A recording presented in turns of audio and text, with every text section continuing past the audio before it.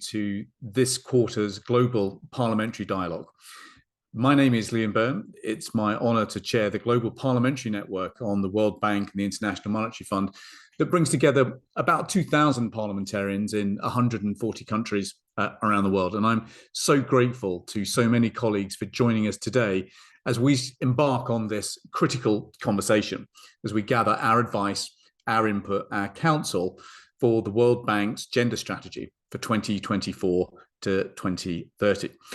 As parliamentarians, we see firsthand how 7 giants now block the road to progress towards the Sustainable Development Goals and the goals of the Paris Climate Agreement. Poverty, hunger, disease, lost learning, conflict, debt, and climate change. These shape the politics that we have to navigate on behalf of the people that we came into public life to serve. But we also know that progress is simply impossible without gender equality and empowerment of women and girls. There has been progress, but it has been far too slow and it is far too fragile. If you take, for example, advances in human capital that haven't led to increased labour participation or equal pay or indeed equal power or equal representation in the corridors of our democracies. Yet parliamentarians, we know, are mission critical to building both the political will and the social will to deliver the gender equality that we believe is so vitally important. And our relationship between us as parliamentarians, our countries, our parliaments, and the World Bank is a critical relationship if we're to make faster progress in the years ahead. But if we want the bank to be as effective as possible, if we want the bank to be the best partner possible, then it's super important that we as parliamentarians take a hands-on role in helping shape the bank's strategy for gender equality in the future. So this is your chance to ask questions, to provide comments. And what we're going to do today is we are going to hear directly from Hannah Brixey at the World Bank. We're then going to kind of open up the conversation with 3 of our brilliant parliamentarians from around the world. And we're going to provide some translation in English and French and indeed in Spanish. There's a Q&A function that you'll see at the bottom of your screen. We'd love you to post thoughts, questions, comments in that. I will then do my very best to put those points to our panelists and indeed to Hannah. But we're also going to circulate the World Bank questionnaire so that you've got that link. And we would be just so grateful if you could just take a moment to give us your point of view, your perspective, the benefit of your wisdom and experience in providing your input into that questionnaire so that our colleagues in the World Bank have got the best possible body of evidence to work from. So as many of you will have seen at Marrakesh, at the annual meetings of the World Bank and the International Monetary Fund, we took some really significant steps forwards in the reform of the World Bank. In particular, we've agreed this new mission of ending poverty on a livable planet. And we all know on this call and in our network that delivering on that mission is impossible unless we deliver on the goals of gender equality and empowerment. So without further ado, it's a real pleasure and privilege to hand over the stage to Hannah Brixey. Hannah is the Global Director for Gender at the World Bank. Hannah brings a wealth of extraordinary experience, not just in the World Bank, but also in the World Health Organization and in UNESCO. Hannah is going to set the stage for us with a short presentation, and then we're going to hand over to 3 of my colleagues, and hopefully that will have stimulated you, to provoked you into thinking of some questions and comments, which we can then get stuck into once we've heard from our main speakers. But with that, Hannah, let me hand the floor to you. Thank you so much for joining us. Liam, thank you so much for your kind introductions, and thank you so much for this opportunity. The World Bank is committed to engage with a greater ambition and more effectively to help countries accelerate progress toward gender equality. Liam, as you illustrated very well, gender equality is an important development outcome in its own right. And it's also a key contributor for countries to improve other development outcomes.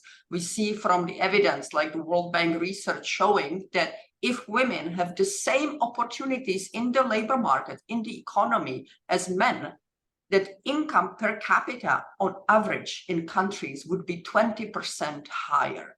So there is a strong case, there is a strong human rights case, strong economic case, strong social development case, among others, for gender equality. I will try to share my screen now to share a few insights and illustrations from the draft strategy, gender strategy of the World Bank. Can you see my screen? Yep, you're good. Okay, very good.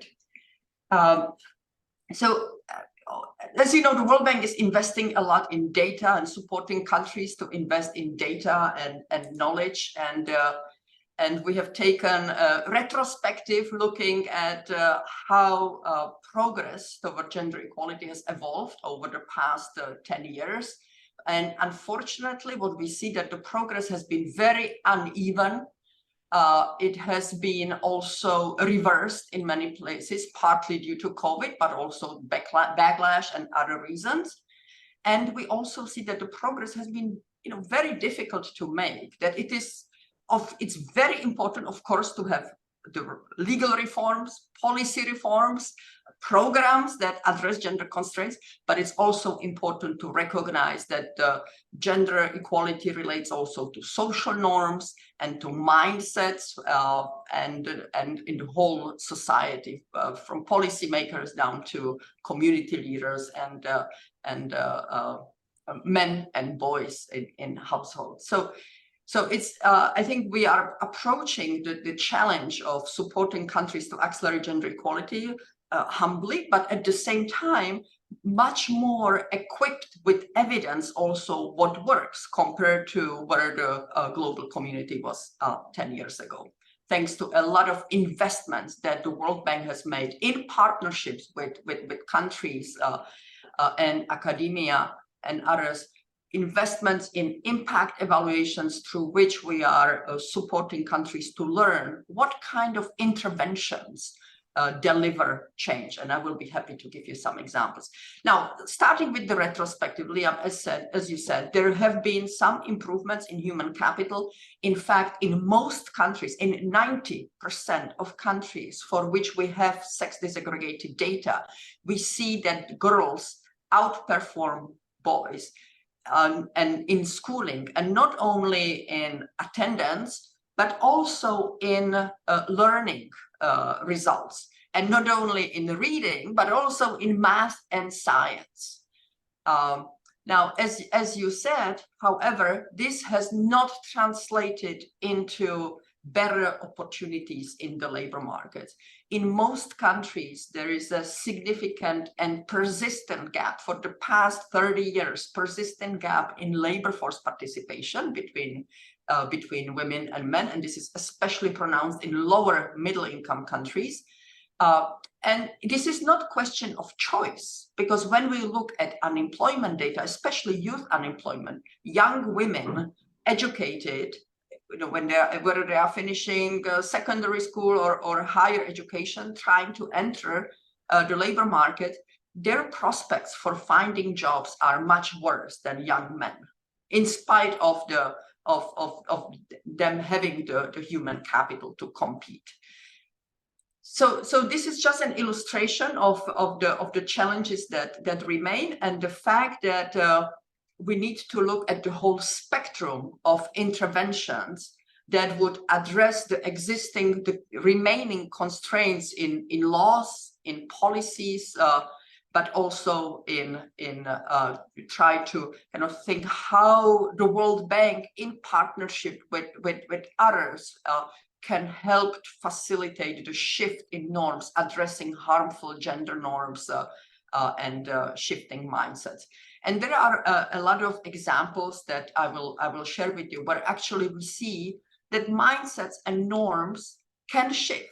And sometimes there are interventions such as engaging local religious leaders to speak with men and boys about harmfulness of gender-based violence, or about the benefit for all when girls go to school, or when families have access to childcare services, and when the communities hear this through community leaders, local religious leaders, or other personalities of influence, that actually it's a measurable how the attitudes and behavior can shift.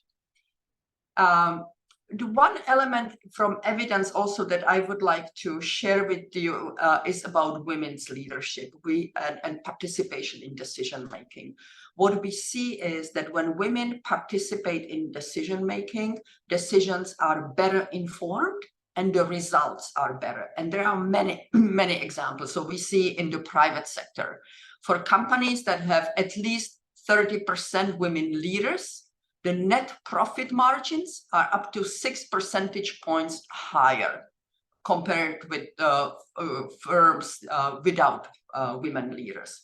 We also see that when there is more gender balance in corporate boardrooms and when there are, and among managers, that the progress to reduce CO2 emissions is faster in these companies.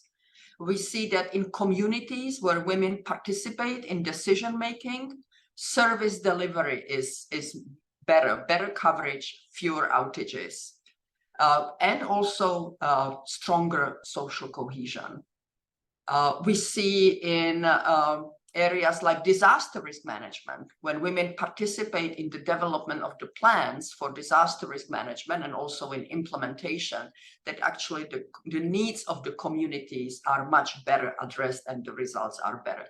So a lot of examples on which, in fact, we have also built in developing the strategy for the World Bank to recognize that it is not only kind of the passive gender equality, so to speak, in terms of inclusion and the same opportunities, but it's also about the opportunity for everyone, for the entire society and economy to benefit from having women among leaders and having women participating in decision making.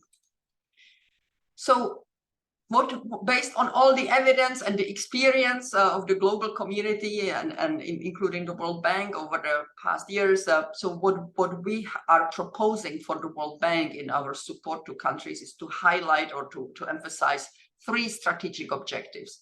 The first is to work with countries to end gender-based violence and elevate human capital. This is really about the foundational well-being.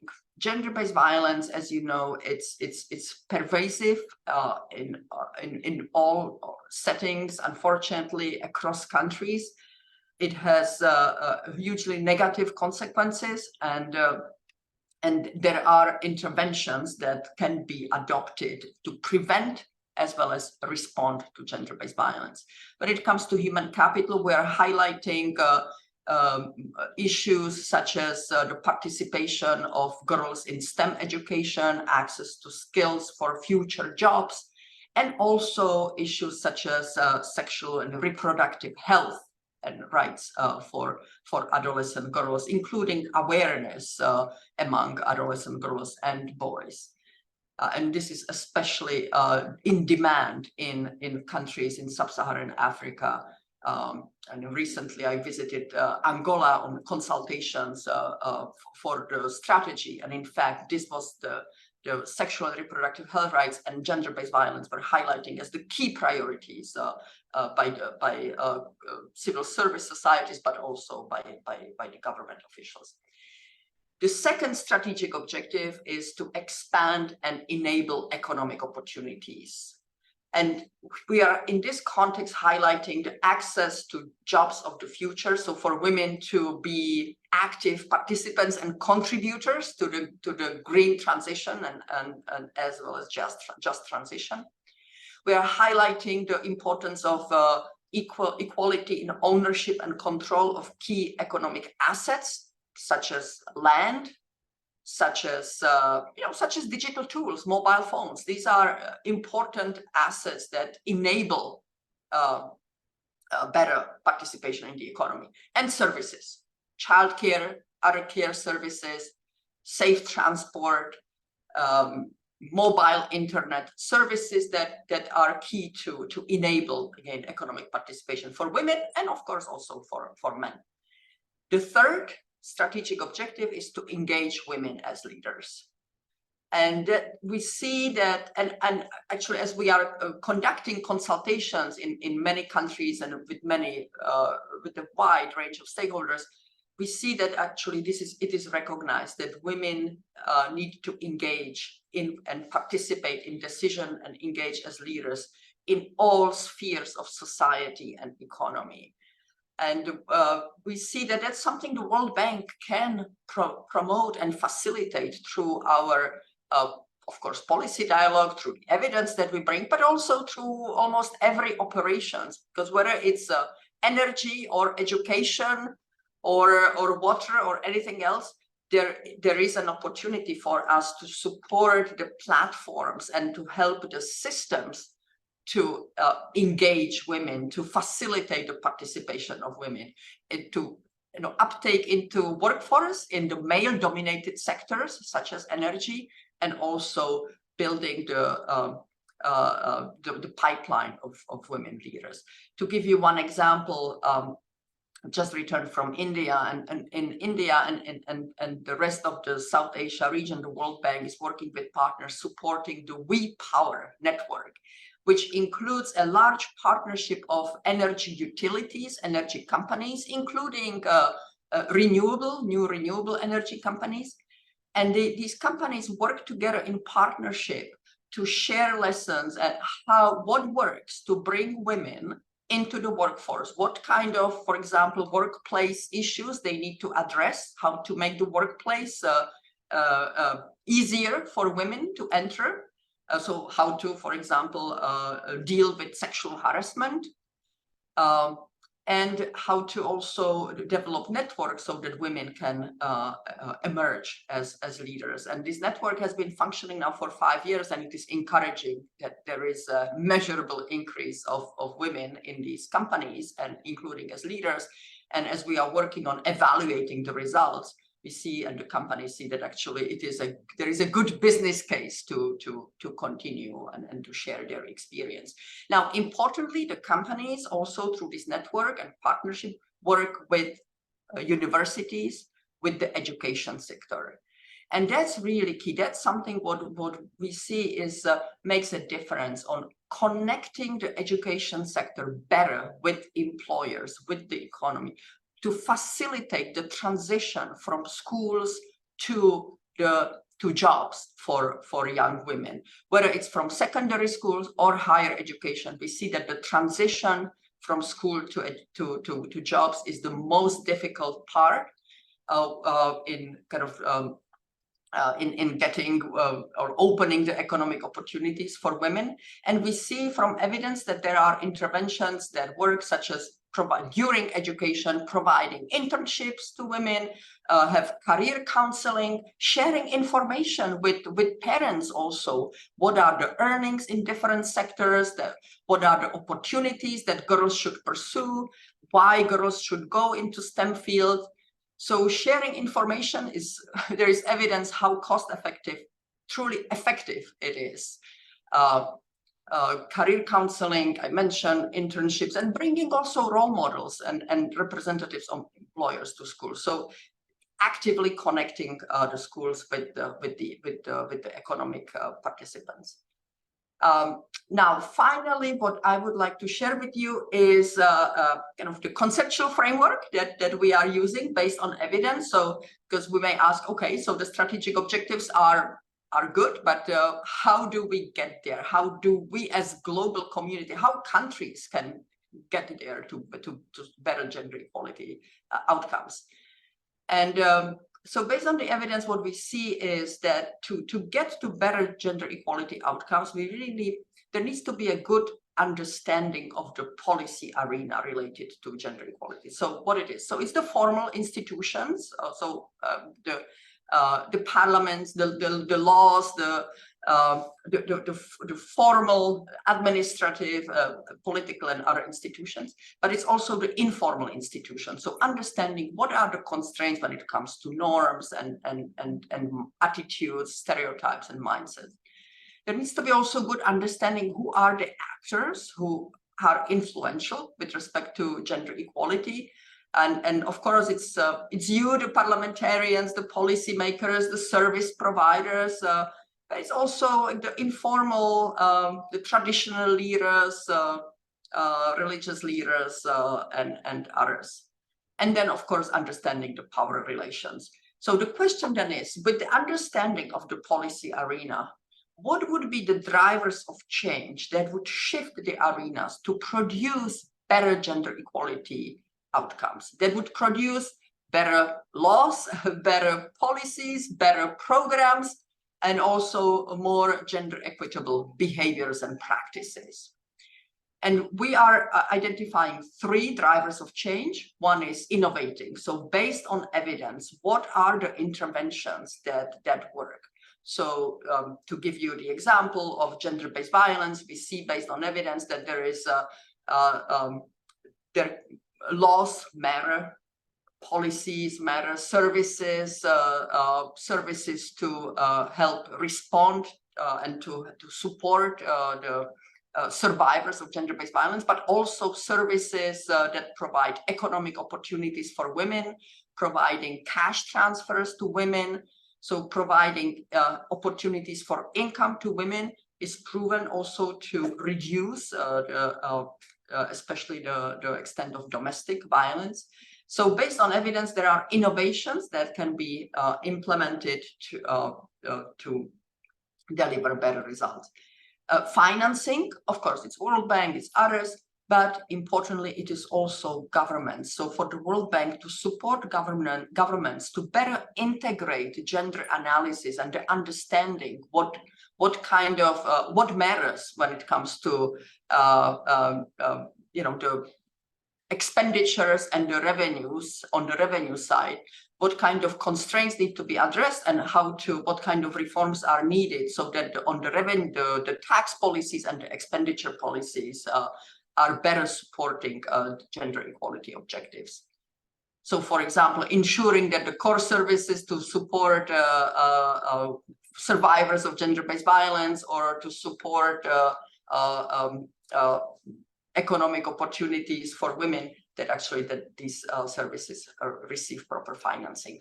And finally, acting collectively. So for the World Bank to expand the range of partnerships and the engagement with stakeholders, including at the community level, so that we actually can support the collective action that governments can lead or that can be grown bottom up.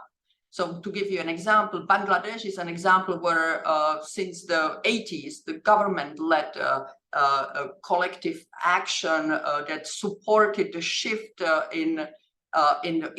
toward empowering women, and not only economically, but also in communities, in households, with better information and services around sexual and reproductive health, and support within communities for women to engage actively in the community life, and the results have been very positive. Egypt is more recent examples where the government is partnering with religious leaders to share messages at the community level against child marriage, against female genital mutilation, against gender-based violence. So there is an alignment of the messaging that is coming through to communities, through social workers and through local religious leaders.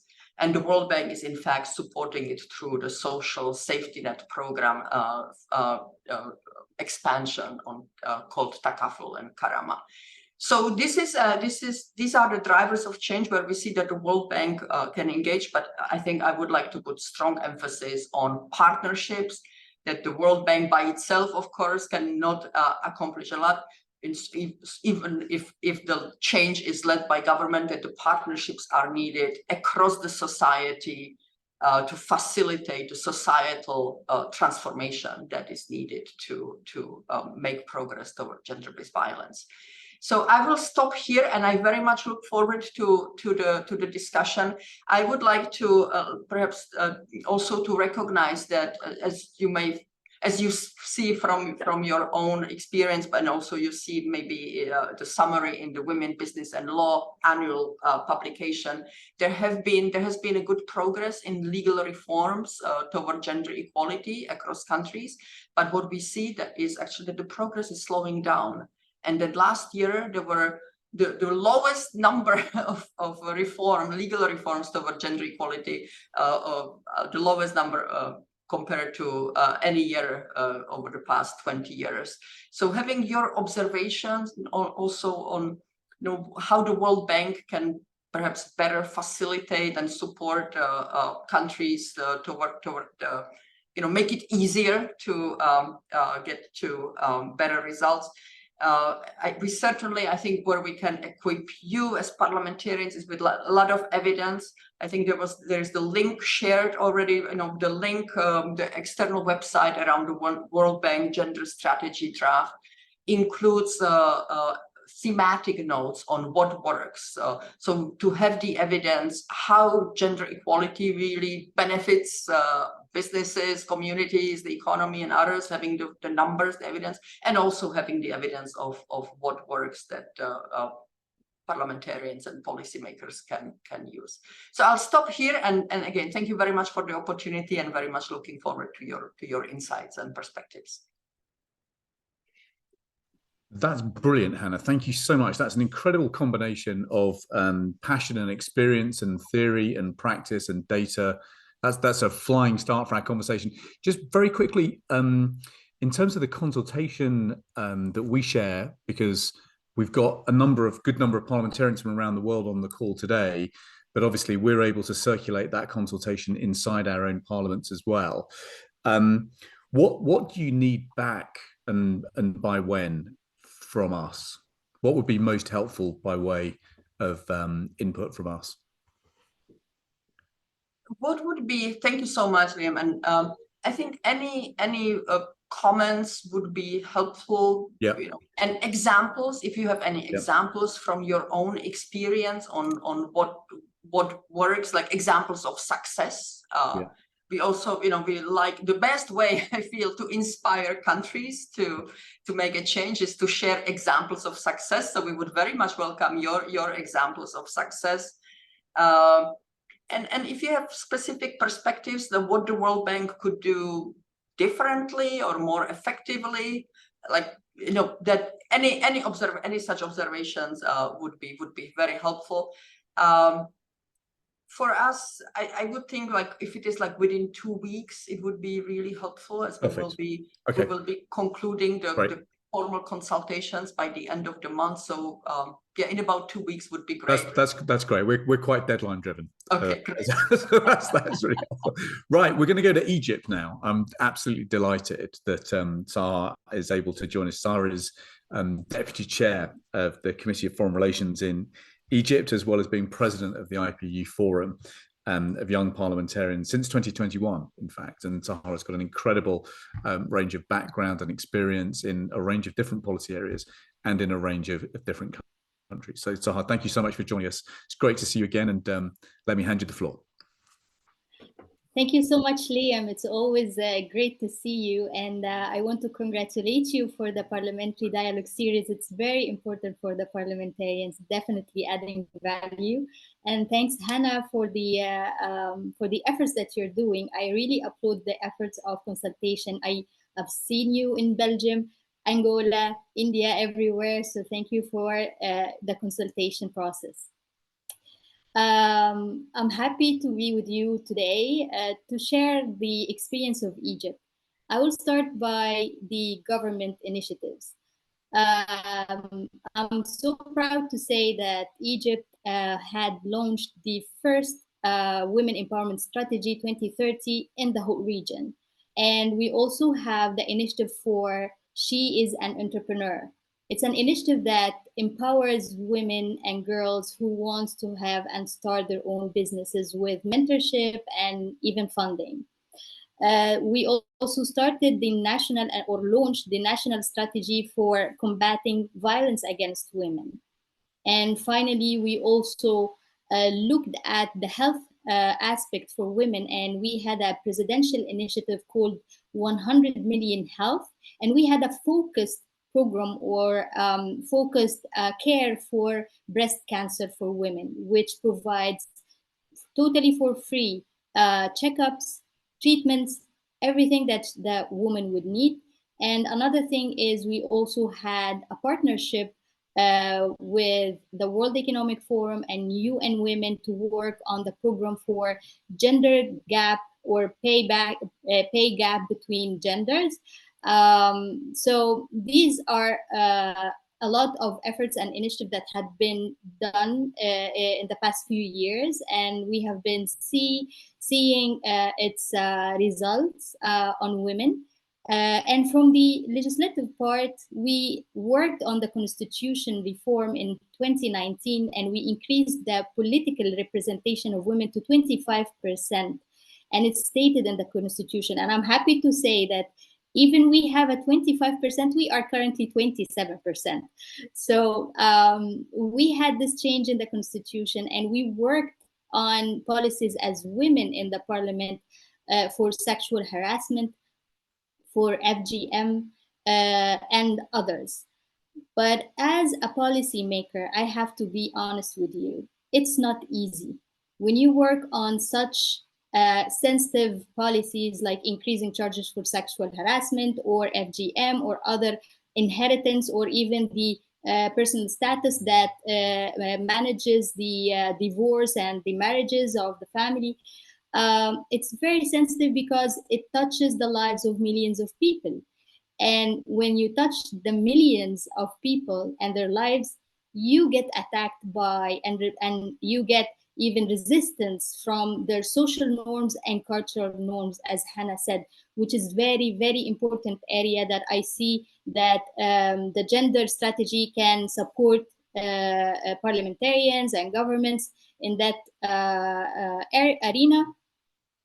And for example, like the FGM, for me, this is a living proof that it's controlled by culture norms and maybe misconception of religious values. Based on UN reports, there are 20 million women and girls around the world have undergone FGM. 80% of them are in Africa. For all these years, these percentages are still high. I can confirm that this is because of the cultural reform, the cultural norms and the social norms and the misconception of religious beliefs or other beliefs. So that's a very huge obstacle. Another thing is when you talk about violence against women, unfortunately, some cultures, the woman herself was raised and brought up to see that it's the man's right to hit her. And if he hit her, the community, they just go and ask her to reflect and think, why would he hit you? Definitely you did something wrong that provoked him to do so. This is also weakening the position of a woman to stand up for herself and know that she has the right to report that to the police or something. She knows that she will stand by her own self in front of him and the family and the community around her. And they will see her as someone like misbehaving outside the cultural norms. Another thing is, which is really sad, that some cultures in Africa and even in Asia, you can find in rural areas, women eat last. So she offers the food on the table, makes sure that her husband and the children are eating, and after they finish, she can eat last the leftovers. And this is also a cultural norm that she believes that if she didn't do that, then she's not a good woman. And of course, that impacts her health at the end of the day. So the point I'm making here is to do the right policy, it's easy on paper. To get it pushed and being approved and moved from bill to a legislation, it's a very hard task because sometimes it finds a lot of resistance, even from the government, because it's part of the community and it's part of the culture. So this is an area where I see the gender strategy can support the government and it can also support the parliamentarians. The last thing that I want to propose in the consultation is to support parliamentarians by having maybe a map or a database for all the policies around the world that tackles women's rights or gender rights. So we can learn from each other and get inspired by certain topics.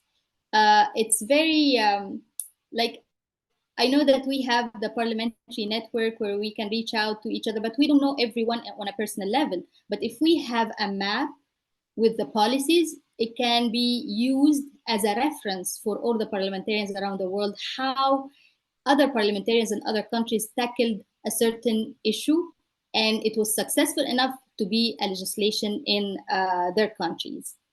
I will stop here. And again, I thank you so much for the opportunity, and I'm so excited to continue the discussions. So brilliant as ever. And your country is just so lucky, and we are so lucky to have you with your thoughtfulness and your eloquence in helping provide leadership. We're going to go to Zimbabwe now, and I'm absolutely delighted that Daniel Molekea Siwi is with us. Daniel is the chair of the Health and Childcare Committee in Zimbabwe, passionate about this agenda. We had the chance to connect on the parliamentarians' field trip in Morocco earlier this year. Daniel, thank you so much for joining us. Congratulations on a recent re-election, and let me hand the floor to you. Thank you so much, Liam. Thank you everyone else who's here. Unfortunately, where I am, my network is a bit bad, so I will not put the video mode. So I apologize for that. But I'm happy at the opportunity to share a perspective from Zimbabwe. It's a country in Southern Africa, a neighbor of South Africa. As a country, we are doing as much as we can to promote gender equality and to make sure that women are at the center stage of our national development agenda. We became independent in 1980. At that time, we're mostly a rural country in which most of the people living in rural areas were women. That situation remains like that up to today. But what I can say is that in the last 43 years, we have seen a clear shift in terms of number of women who are educated, who are in urban areas, who have access to opportunities. And this has been through the education policies of the government of Zimbabwe, and also supported by the Parliament of Zimbabwe, especially in 1982, when he had the Parliament of Zimbabwe passing what we call the Legal Age of Majority Act. That set the tone for the last 43 years for the country in terms of empowering of women, where we shifted women from being perpetual minors to ability to become adults at the age of 18 and to make choices and decisions with or without their parents or guardians, which was something that had persisted until 1982. And that has allowed women in Zimbabwe to have more opportunities, especially in terms of both personal and national development. I believe that as a he for she champion, I believe that gender equality, especially in Africa, has been mostly for many years political rhetoric. And I'm keen to ensure that I make a difference in making it shift from being political rhetoric to a reality for many women, for many people in Africa, for many people in Zimbabwe, because our economies, our societies, everything we do in Zimbabwe and mostly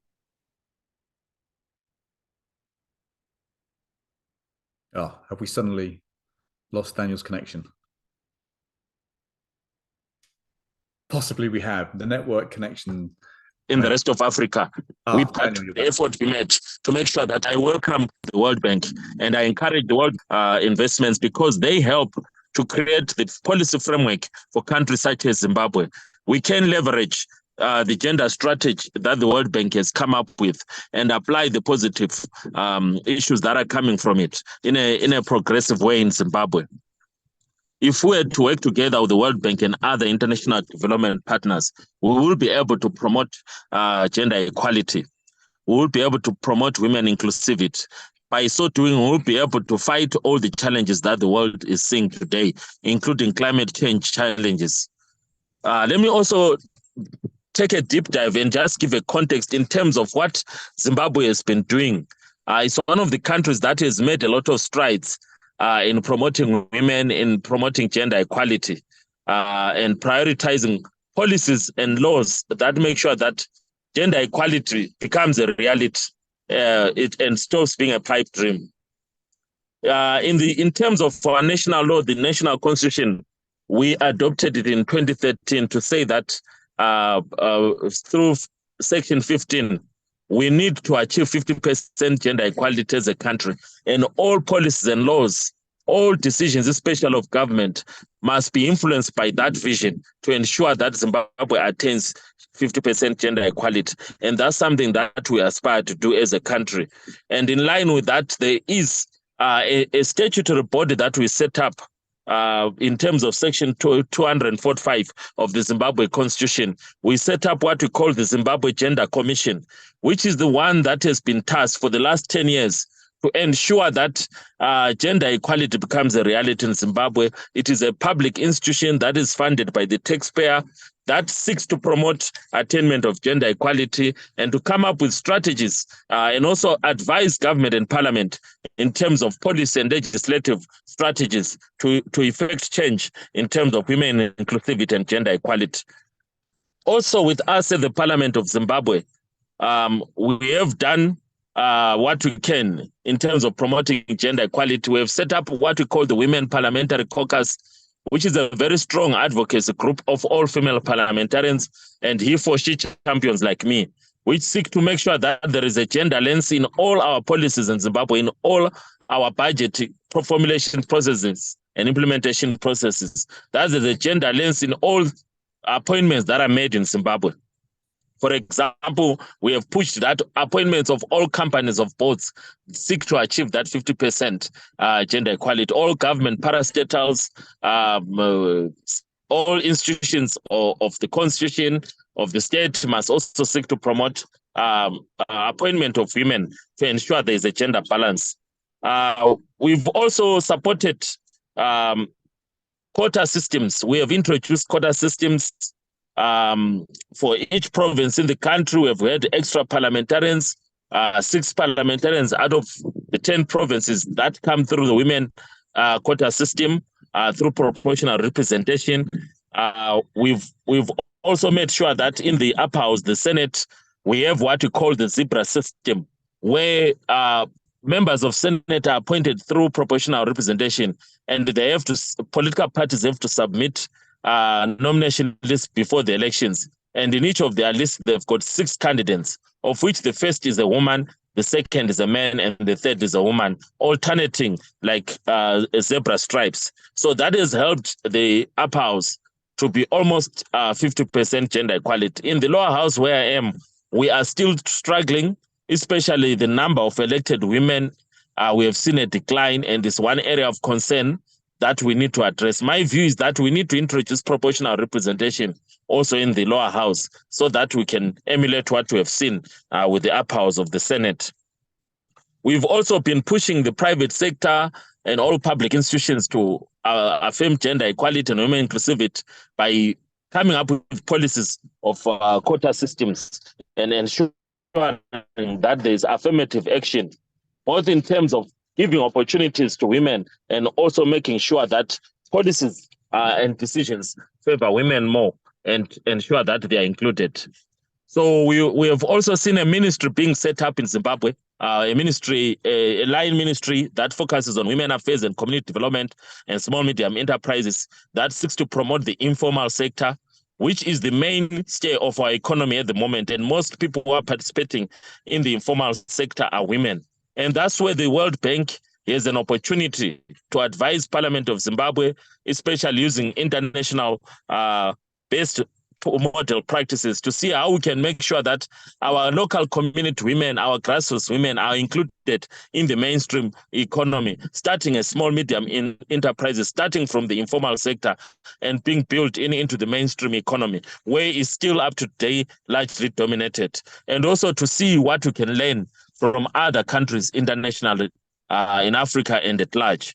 So we are available as Parliament of Zimbabwe to work with partners, including the World Bank and other parliamentarians across the world, to share ideas in terms of how we can promote gender equality and women inclusivity. Liam, I'll stop here for now because I think my 5 minutes is up. Thank you so much for the opportunity. Brilliant, Daniel. Daniel, thank you so much. And what's really interesting about what you say is some of the change to power structures in particular that are being legislated for and driven through. Sounds very, very striking. Right, we're going to go to Tanzania now, and I'm absolutely delighted to be able to welcome on screen my good friend Nima, who is a powerful voice, not just in Tanzania, but around the world now. Nima sits on the Committee for Foreign Affairs, Defence, Security in Tanzania, as well as chairing the Parliamentary Caucus on Food Safety, as a member of the Committee on HIV, TB and Drugs, as well as the Committee on Social Services and Community Development, and has been a powerful champion, advocate and campaigner around issues of food systems, health and education. Nima, great to see you again. Floor is yours. Thank you so much, Liam. As always, it's very nice to see you. And once again, thank you so much for the opportunity for me to be here. I would first like to commend the World Bank for having these consultation processes. And through the Parliamentary Network on the World Bank and IMF, I got the opportunity to participate in the World Bank Evolution Roadmap consultations, which I found to be very, very enriching.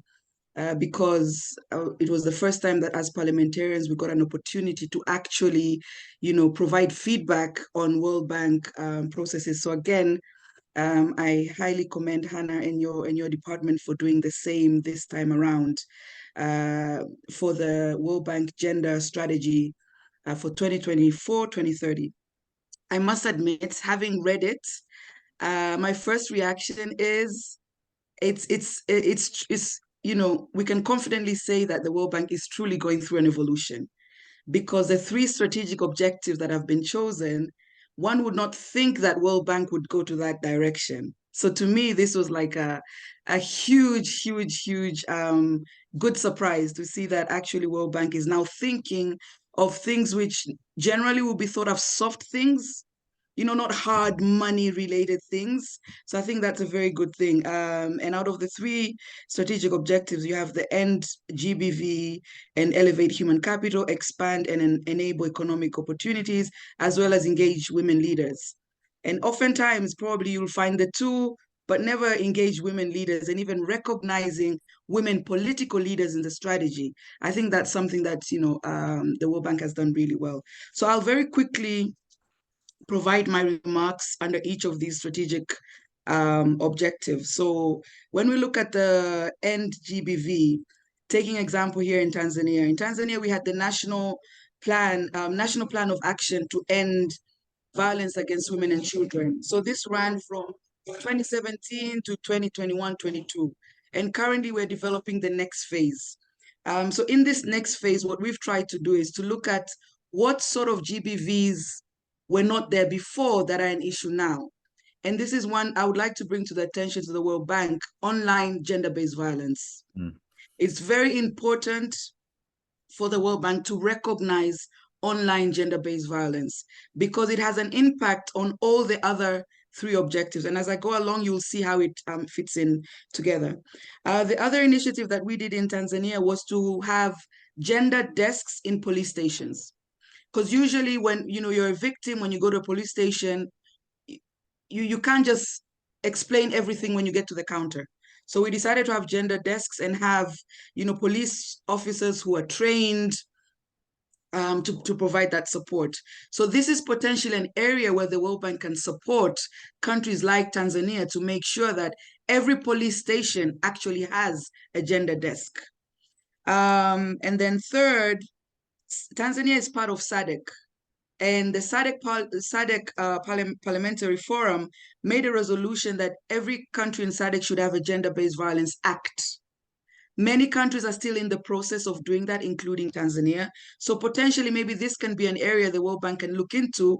Do countries have GBV acts? And what role can the World Bank play in that space? And that could be to provide technical, financial support, etc. Now, very quickly, under the Elevate Human Capital, here I'll just touch on two things. Nutrition. Oftentimes we forget about nutrition, but if we want to strengthen human capital, we need to look at nutrition. So perhaps the World Bank in this phase can look at school meals. A lot of public schools in many developing countries like Tanzania and others in Africa do not have school meals. So that can be an angle which the World Bank can come in. Second item there is boarding schools for girls. A lot of girls experience gender-based violence incidences because maybe the distance they walk from home to school, the time they leave school, when they're home, they have to do household chores. So having boarding schools becomes very important. Finally, school connectivity. You know, we saw during COVID, a lot of schools in developing countries, including Tanzania, we didn't have a lockdown, but schools closed. And because schools closed, children stopped learning because our schools are not connected. So that's another angle. If we want to look at the human capital, we can look into. So moving along, when we're talking about the second strategic objective will expand and enable economic opportunities. Here we need to look at the challenges that are impacting most women. So very quickly, access to loans, which is combined with the collateral and the interest rates, access to land. You know, a large majority of women, for example, Tanzania, 60 to 70% of Tanzanians are farmers, but out of that, 80% are women, but they don't own the lands. Access to water. How can we make sure that we, get water to as close as possible to households, to health centers, to schools? Access to clean cooking energy, because the time that a woman spends to go and fetch water, fetch firewood, if we can provide these services, then they will have time to do these economic activities. Otherwise, you can create those economic opportunities, but the women don't have time to do it because they're busy with all these other chores. The last thing there is formalizing the informal sector. For example, here in Tanzania, they say that out of every 10 shillings that is rotating, that is circulating in the economy, 6 is in the informal sector. And most of that is with women traders, women small businesses. So how can the World Bank support formalization of this informal sector? Finally, there is the gender digital divide. You know, with the way in which the world is progressing, I was very pleased to see that the World Bank has also recognized the issue of gender digital divide. But for that to happen, we need to recognize that World Bank would need to support initiatives for providing the digital skill set, basic training, connectivity, and all of that. Finally, women as leaders. Now, here, I think the World Bank in your strategy, you shouldn't just say it by saying it, but it should actually result in action. In terms of the World Bank now, you need to be willing and able to support country efforts that aim to increase women in leadership. And we can all agree, everything that we're talking about today, for it to happen, we will need to have a reform in our laws and policies. For that to happen, it means you need women political leaders. So how is the World Bank going to work with countries to make sure that we create an enabling environment to have more women coming forward? Tanzania is a good example. Right now we have the only female and head of state in Africa, Her Excellency Dr. Samia Suluhu Hassan. And almost 80% of what I've said has been initiated during her tenure, which is only less than 3 years. So, and that goes to show that by having women leaders, we look at these things that, no offense, Liam and other male colleagues would not generally look at, because these are seen to be soft issues. At the same time, our President, Excellency President Dr. Samia, is the co-chair of the Generation Equality with President Macron. So maybe there are also opportunities there, the World Bank. How can you also feed into these existing different initiatives? In terms of our representation, in our constitution, we have 30% set for reserved seats for women in parliament. So this is special seats. But if we want to increase that to 50%, it means we need to go for political party quotas. And this is something that we're working on right now, because we have local government elections in 2024 and general elections in 2025. But how is an institution like the World Bank going to support countries in these different initiatives? Finally, I have some good news. Very recently, Sahar would know, the Inter-Parliamentary Union just had their election, and my speaker, Right Honorable Dr. Tulia Axon, is the new IPU president. So there is also an opportunity there to see how can we link the parliamentary network on the World Bank and the IMF with the IPU, through our speaker. And to conclude, I would just like to find out from Hannah, this World Bank gender strategy, is it going to be implemented in terms of loans or in terms of CSR? Because if it will be in terms of loans, then we may find ourselves getting pushback, because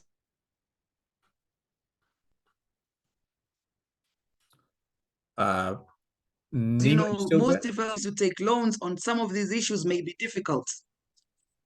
Yes, I'm here. Can you hear me? Sorry. Yeah, you're good. You just cut out for a second. Yes, yeah. I was just concluding my final point that to implement this gender strategy, the World Bank may also have to redesign its financing mechanism, because it may not be easy to convince many governments to take, for example, loan to implement some of these things. So will some of these things be maybe zero interest loans or grants or what? This is something I think we'll need to be very candid on how to approach it. Having said that, once again, thank you very much, but I'm very excited about this and open to collaborate and be part of the process as best seen fit. Thank you. Amazing. Nima, thank you so much. Just before we move to the discussion, can you just say a word about the way programs are designed? Because one of the conversations that we had in Tanzania when we launched your amazing parliamentary network in Tanzania was about the risk of getting folks like the bank involved, or actually the danger of not involving people on the ground like you at the beginning of the policy design process, but coming in at the end, and that creates a missed opportunity at the very. So very quickly, just to respond to you, Liam, is that, for example, when the World Bank is doing a country program, they'll start doing their programs in DC, with people sat in DC working on their programs, and then they'll probably consult the country offices, and the country offices will deal with the Ministry of Finance. Generally, the inclusion and participation, even when they call for consultations, the consultations with the parliamentary group will almost not be there. And this is across Africa. I'm not just speaking on Tanzania's case. So maybe one of the takeaways that Hannah can take is to see how can what she's doing right now, whenever World Bank country offices have consultations, they should also remember to consult with Parliament. Because by doing so, you'll get feedback and on-ground knowledge that you may not necessarily get if you just engage the Ministries of Finance. And then finally, the other challenge that most parliamentarians face is we are not able to attend global events where these discussions are happening, because most of our parliaments cannot afford to pay the travel support for us. But World Bank country offices also don't have a mechanism for them to support few parliamentarians to also attend these initiatives. So that's something that I think, since the World Bank recognizes the importance of parliamentarians, it can trickle down to also World Bank country offices. So I just want to push this point because it's so important. If you've got a policy design process like this that doesn't include upfront consultation with parliamentarians on the ground, do you think that contributes to marginalizing women's voices in the way policy is designed? I absolutely agree, because, for example, I come from a peripheral region. And if I'm in those discussions, if we look at the issue of, let's say, digital gender divide, someone from the capital will not have the same experiences that I have coming from a peripheral region, because I'll be able to tell Hannah, listen, if you come to Kagera, if you come to Bukoba, we need to start teaching them to even use their smartphones, let alone, starting at the stages where others are at. Perfect. I just thank you. I just wanted to kind of draw that out because I think it's such an important point. So Hannah, I wonder if you might want to pick up a few points here. So the evolution roadmap is an evolution. It's not the final product. It's something that is going to evolve. And I suppose we would be really interested in your perspective on how is it going to change in order to reflect some of the conversation that you've heard today.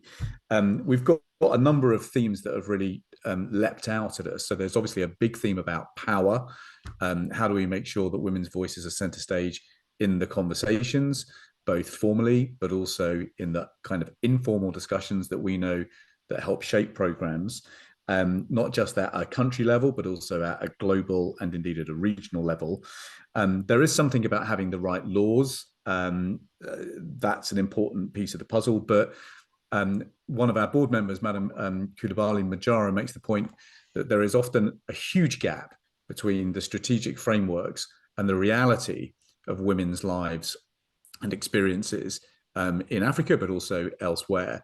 How do we explain that? And how do we close the gap between the theory and the law and the practice? A big part of that is obviously around access to services. Both Nima and Sahar have talked very eloquently, as has Daniel, about the kinds of service gaps, not just about access to safety and security, but also access to justice, access to courts, access to legal assistance, which is so often missing. Then there is a range of questions around investment in public services, such as human capital, the basics like nutrition, school meals, again, safe environments. And then there are some really important questions around how the bank is going to be more creative with some of the financing instruments that it provides at a time in particular where we've got higher interest rates for longer. The debt sustainability crisis is getting worse and worse. We're not seeing a lot of progress, frankly, on resolving this. And then there is a question around not just the public sector, but also the private sector. So the private sector will often be a place where there is institutionalized discrimination and inequality. And so I think there was a question for us about how does the World Bank get involved in fixing some of those dilemmas as well. So that's a lot to cover, but we'd be really grateful for any kind of thoughts and reflections on that. There is still time, folks, if you're online, to put any further comments and questions in the Q&A function. And if we get enough time, then we will come back to another round of questions. But Hannah, let me give you the floor, and then I'll invite our panelists just for any reflections on what they've heard from each other. But Hannah, over to you. Thank you so much. These are excellent remarks and insights, and a lot to digest and follow on. Let me start with the broadest issues that Nima raised about the financing mechanisms and how the World Bank strategy will be implemented. I think we are fortunate to have the gender strategy coming at the same time as the evolution of the World Bank overall, because I think that really has facilitated the greater ambition that you see in the gender strategy. When it comes to the financing mechanisms, more broadly speaking, I think it's more of a question of for the evolution map, for the evolution overall, and there is work already happening. But what we see through the gender strategy is actually an opportunity to approach with governments some of the what I think Nima called the soft things, like ending gender-based violence or women's participation in decision making, to approach it as a hardcore, as part of hardcore economics. in our analytics in countries, we see surveys, these surveys done together with national statistics offices that show that in many countries, women report that it is gender-based violence, it is sexual harassment in public transport or public places or in workplaces that is a key deterrent to their participation in the economy and in the society. So using this evidence to convince ministers of finance that in some countries, indeed, addressing gender-based violence is a key part, it's a key national economic priority. And we have some good examples. We have good examples where the framing actually works very well, and where, like, for example, DRC already implementing together with the World Bank and a operation that comprehensively addresses and works toward preventing gender-based violence, including expanding economic opportunities for women more broadly. Now, the implementation of the World Bank gender strategy will involve all arms of the World Bank. So it will be the IDA, and there are already, as you know, many of you participate in the IDA discussions. You know that the gender special theme has been increasing over the past years. You know that in the gender special theme, there are commitments and there are operations underway through IDA to address gender-based violence, promote economic inclusion of women, address digital divide, expand childcare, work with governments to close gender gap through fiscal policies and budget systems. So IDA is an excellent avenue to further strengthen the emphasis toward gender equality in the collaboration between the World Bank or in IDA countries. Similarly, IBRD, IFC, and MIGA are part of this gender strategy, and there are already many examples of working in companies to support companies to how to address gender-based violence or how to promote women's leadership, and also to influence standards in the private sector more widely. A very important point about women's voices, and something that what we are proposing through the strategy and discussing in countries is for the World Bank to expand its consultations to include such as the parliamentarians, but also include the women's organizations and these various local CSOs and community organizations on the grassroots organizations that often have excellent unparalleled insights and also do important work kind of complementing the services that government or private sector provides. To give you one example, to address gender-based violence, many countries are establishing like one-stop shops. So, a place where there is a female police, social worker, health worker, legal assistant, and for the survivors of gender-based violence to come, receive all services needed, and also have a safe space to spend a few weeks. But often it's very difficult for the women who are in communities and villages to even know about these centers, that they exist, and come to them. So that's where these local CSOs play actually a key role in terms of reaching out and providing early detection, early support, and doing the kind of the last mile service. So involving these important players at the local level is something we are proposing to make mandatory, especially in consultations for the country partnership frameworks that they kind of frame the overall country program, as well as for key loans and operations. So one thing I would kind of slightly disagree is, I think the note made that the World Bank programs emerge in Washington. I think the World Bank over the past years has done a tremendous effort to decentralize. And in fact, the country offices, the country directors, the core country teams are in countries, and they really are the leaders in kind of working with the government, with clients to identify what are what are the priorities and outline the program, including design of the loans. But I definitely do agree that the participation in the design and in implementation of World Bank programs need to be much greater and involve much wider range of stakeholders. In some, I also should admit, the World Bank is not the kind of is equipped to work well with small CSOs, small local CSOs. But what we can do is, and what we have been doing in a number of countries already is, for example, to partner with UN Women. UN Women, it's part of its comparative advantage to really engage hands-on with small CSOs, women organizations, build their capacity, and that then enables them to also partner better with, as part of World Bank implementation, for example, to be the implementing partners in World Bank operation. And we have a number of such examples, and that's something we would like to inspire more countries to adopt this approach, to partner with players like UN Women, and through that avenue also strengthen the engagement and the range of women voices that the World Bank teams can hear and work with.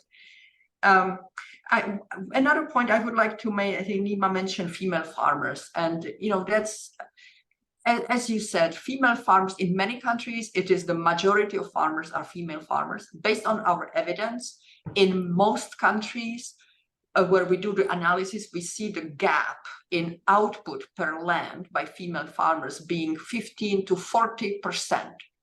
So female farmers having much lower output, agriculture output per land. Now, why? We have the analysis. It is gender constraints. It is mobility constraints, that they cannot access agriculture extension services. They don't have the access to information and to range of inputs, in addition to control and ownership of land, as you mentioned. Now, we have done analysis, also impact evaluations, what works. And sometimes it is simple solutions, such as employing women in agriculture extension services. It makes a significant impact on these services to be accessible to female farmers.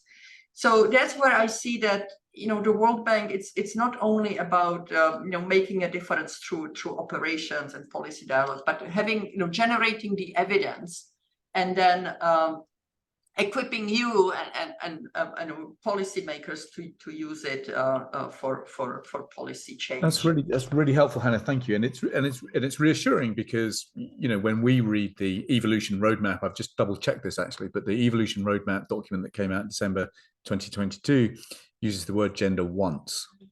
It doesn't mention women once. It doesn't mention girls once. And the kind of interventions that I think we're discussing as high impact are the kinds of interventions that I think we need to just begin moving to the front of the stage now. Let's just come back to our panelists. Daniel, we've just lost his connection, but let me come to Sahar and let me come to Nima. Sahar. You're muted, Sahar. Just. Thank you, Liam. I want to go back to the financing point that Nima and Hannah talked about, and link it with the debt sustainability that Liam also mentioned in his questions. Briefly, as you may know, young parliamentarians from 50 countries, they started an initiative called Ubuntu Initiative, calling the IMF and the World Bank for financial ease for countries who are from the lower middle income countries suffering from debt burden, asking for more debt swaps and for the suspension of debt surcharges. I'm mentioning this because I see an opportunity here in collaboration between gender strategy and the evolution plan, which is its ongoing process. As Nima said, not a lot of countries will invest money in projects or initiatives for women, and even the World Bank might go for loans rather than more grants and other options as solution. So the opportunity that I see here, because women are one of the most vulnerable people impacted by climate change. Like 26% of pregnant women in Europe in 2019, because of the heat wave, had preterm birth because of the heat wave. And also the farmers, as Nima said, we have globally 43% of women working in agriculture globally. They will be impacted by the climate change. They will lose their jobs. They will not be able to provide for their families. So the room of, or the chance of collaboration between the gender strategy and the evolution plan that I see, that we can push for more solutions when it comes to debt. And I always give this example. In different studies, it says that Africa all over needs $50 billion for climate adaptation, but this year only they are going to pay $60 billion for climate for surcharges, debt surcharges, which means that we already have a key solution for what we want to protect women from. So again, I hope that you, Hannah, maybe think about having this tool or chance to talk with leadership in the World Bank and IMF to push for more debt relief process, that we can use it not only for climate change, but also to protect women and to implement initiatives and programs on a national level and on a global level. And finally, to your point, Hannah, yes, you cannot, it's very hard to reach women in rural areas so you can have all the voices represented. But here it can come as focus groups where MPs go to the rural areas and communities, and it can be in partnership with the World Bank, and it can be a grant project for parliaments. So you can really have all the voices represented, and that's a proposed idea just for you. Thank you so much.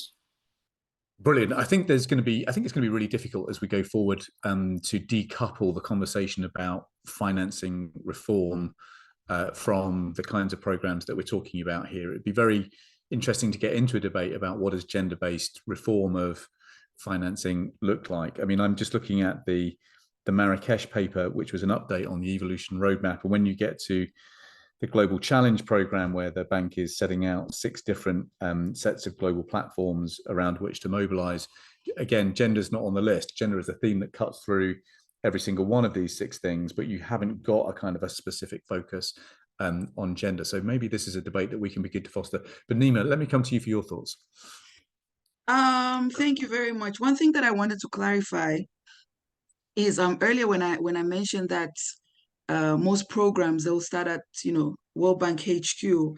It was putting the context that years back, that's how it was, and even to date, with some organization, the involvement or the originality is like that. However, as the World Bank has progressed, there is the inclusion and the partnership and collaboration with local office, but it's limited to Ministry of Finance.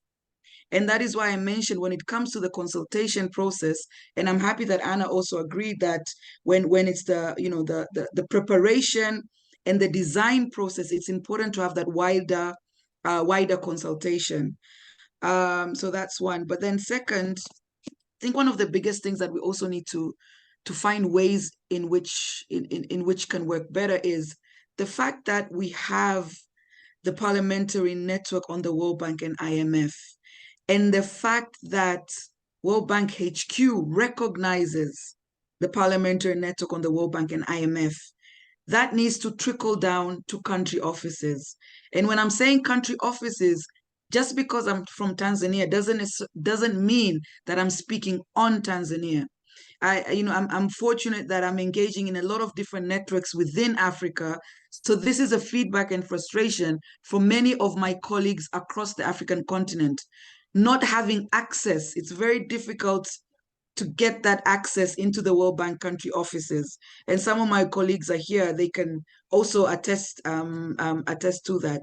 But since we have this network, and if we have, we can push for having country networks, then those countries where there is, a local chapter, then the World Bank country offices should find ways of engaging them.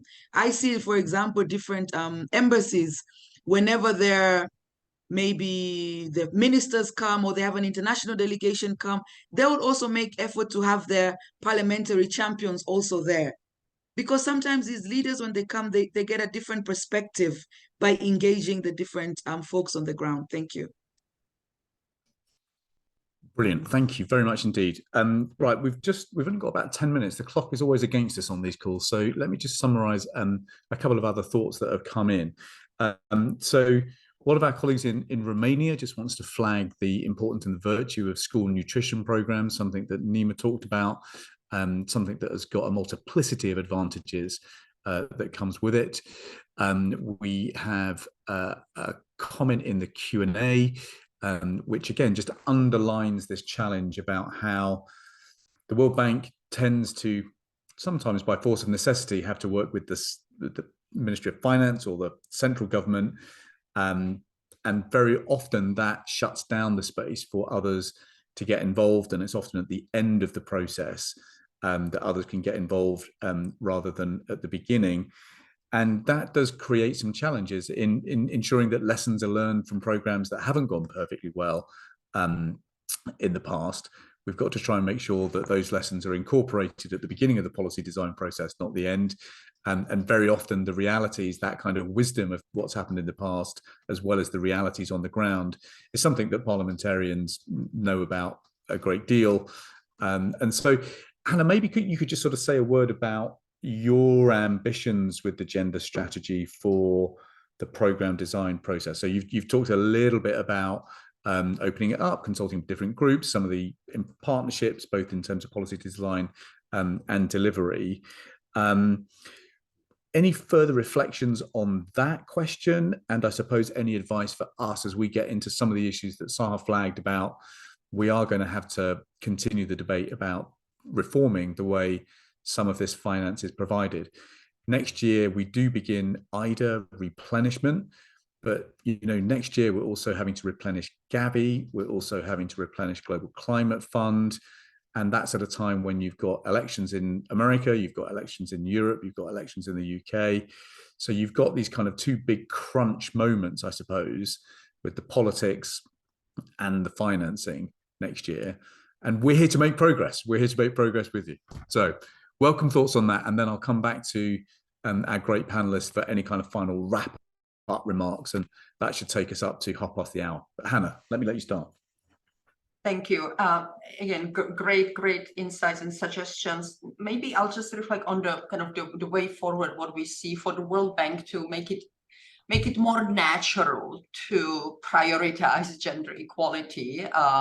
And also we're through the strategy, we're planning to establish stronger accountability for the World Bank, including country teams, to deliver on gender equality outcomes that have been agreed with the government and prioritize and to prioritize them in the country partnership framework and then deliver on them.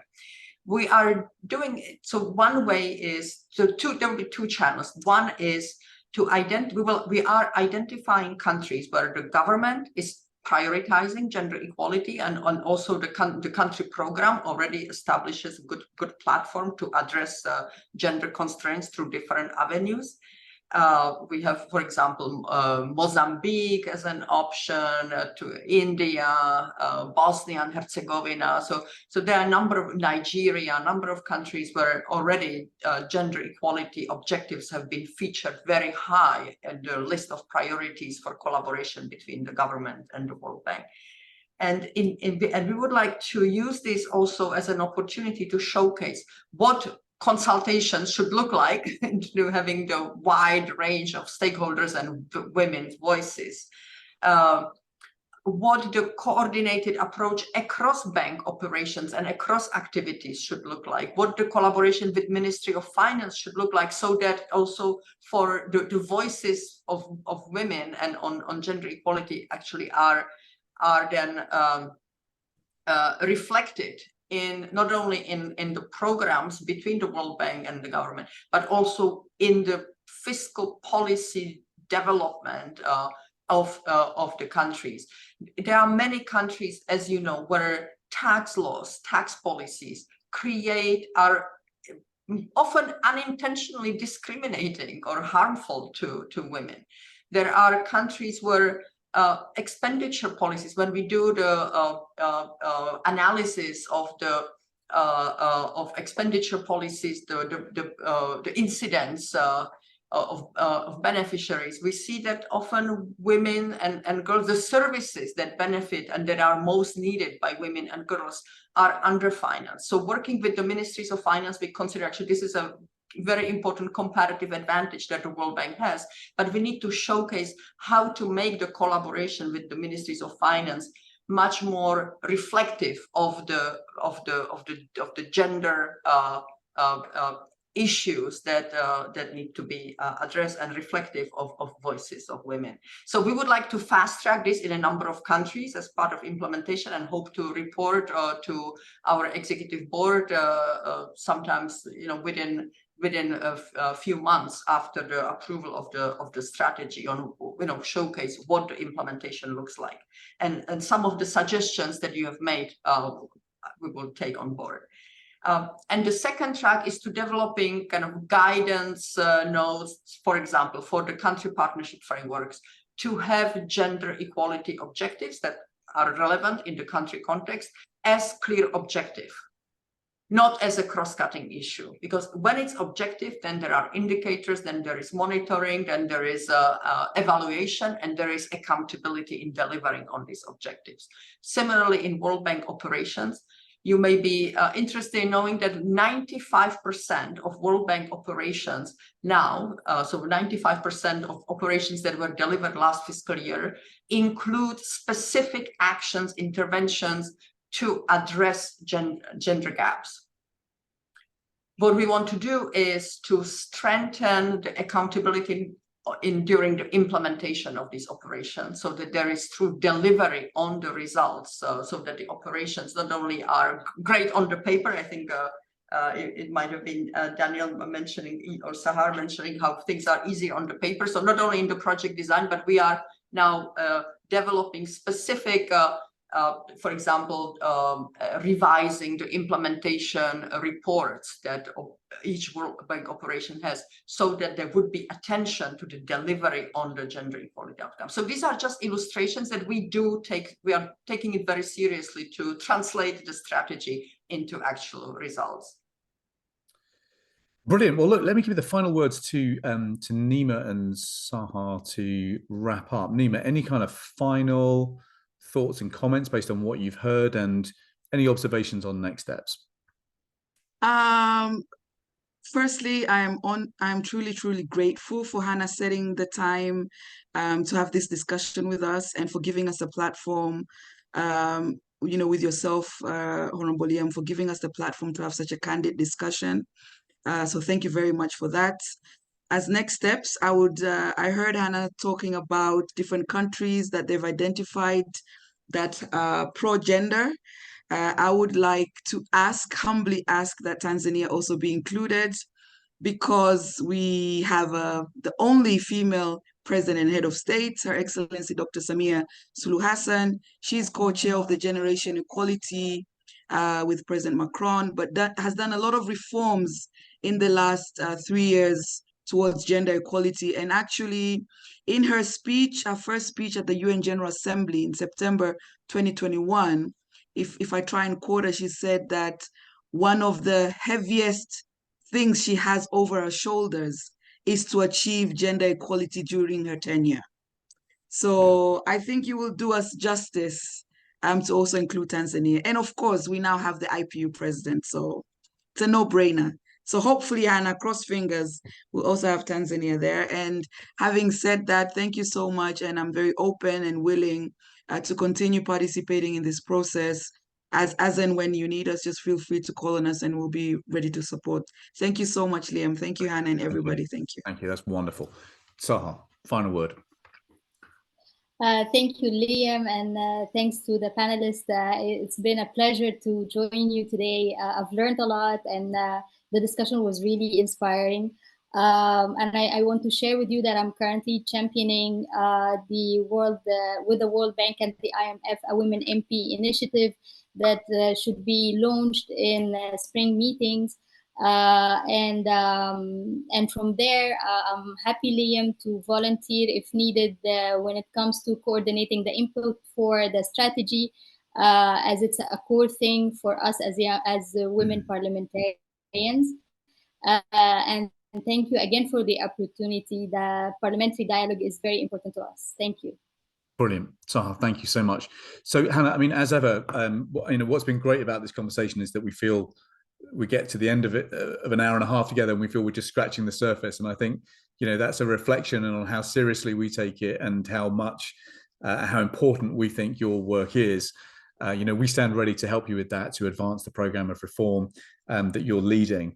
I think all of us would find it incredibly valuable to begin working with the bank to try and collate almost like a catalogue of those projects with a gender component to share with the parliamentary network. One of the really important pieces of the reform program that the President Ajay Banga laid out is to see the bank as a real capital of thoughtware, policy design, good practice. So many programs that you're involved in around the world generate lessons that we would find invaluable. And as champions for this agenda in our own parliaments, we need the tools to do the job. And that kind of catalogue, that kind of best practice would be really valuable for us. So look, we look forward to working with you as you get this consultation done and a strategy out the other side. I think we'll try and find some kind of way of connecting at spring meetings in Washington next year so that we can continue the conversation.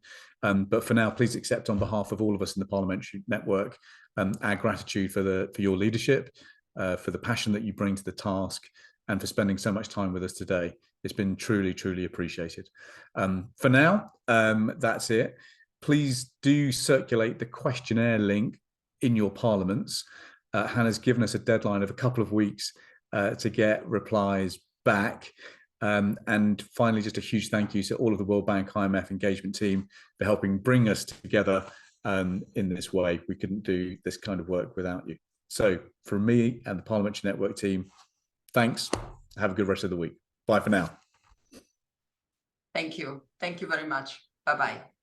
Thank you. Bye-bye. Thanks, everyone.